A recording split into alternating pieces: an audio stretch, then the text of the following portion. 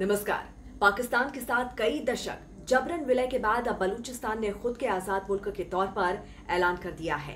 बलूचिस्तान के नेता मीर यार बलोच ने 14 मई 2025 को सोशल मीडिया प्लेटफॉर्म एक्स पर बलूचिस्तान को पाकिस्तान से आजाद देश घोषित कर दिया।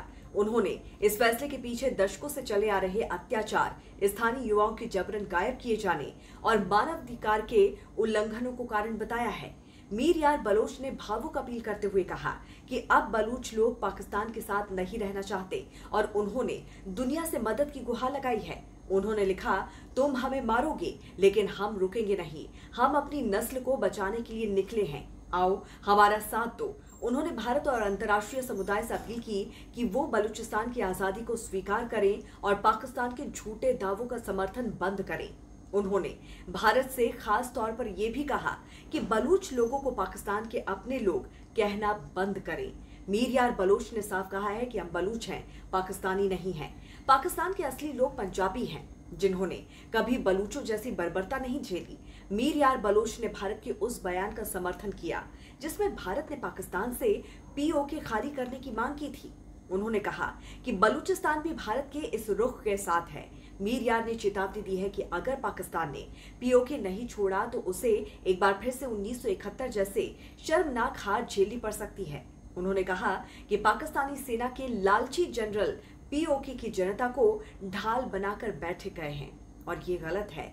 मीर यार ने कहा कि भारत में इतनी ताकत है कि वो पाकिस्तानी सेना को हरा सकता है। मीर यार बलोच ने संयुक्त राष्ट्र, भारत और अन्य देशों से अपील की है कि वो बलूचिस्तान को एक स्वतंत्र राष्ट्र के रूप में मान्यता दें। उन्होंने भारत सरकार से दिल्ली में बलूचिस्तान का दूतावास खोलने की अनुमति भी मांगी। इसके अलावा उन्होंने पासपोर्ट और मुद्रा छापने के लिए आर्थिक सहायता की भी मांग की है। उन्होंने कहा कि पाकिस्तान की सेना, वायुसेना और नौसेना को बलूचिस्तान से बाहर जाना होगा और सभी हथियार और संपत्ति वहीं छोड़नी होगी। इसके साथ ही बलूचिस्तान में काम कर रहे गैर बलोच अधिकारियों को भी क्षेत्र छोड़ने के लिए कहा गया है।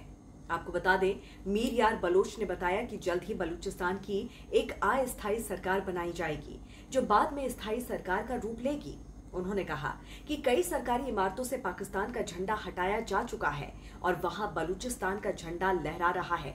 जल्द ही बलूचिस्तान में स्वतंत्रता परेड का आयोजन किया जाएगा जिसमें दुनिया के कई देशों को बुलाया जाएगा। आपको बता दें कि बलूचिस्तान कभी पाकिस्तान का हिस्सा नहीं था। 1947 में भारत की आजादी के समय बलूचिस्तान ने खुद को स्वतंत्र देश घोषित किया था, लेकिन पाकिस्तान ने कुछ समय बाद बलूचिस्तान पर कब्जा कर लिया। बलूच लोग आज भी इसे जबरन कब्जा मानते हैं।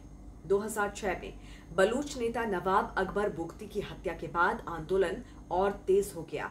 वो बलूचिस्तान के प्राकृतिक संसाधनों पर बलूचों का हक चाहते थे। उनकी हत्या ने आंदोलन को उग्र बना दिया। बलूच लोग अपनी संस्कृति, भाषा और जमीन की रक्षा करना चाहते हैं। उनका सपना है कि बलूचिस्तान एक आजाद देश बने और दुनिया का 194वां राष्ट्र कहलाए। अब सवाल यह है कि क्या संयुक्त राष्ट्र बलूचिस्तान की मांग पर ध्यान देगा और क्या भारत बलूचिस्तान को दूतावास खोलने की अनुमति देगा? तो इस पर आपकी क्या राय है, जरूर बताइए। जुड़े रहिए राष्ट्रहित टीवी के साथ। नमस्कार।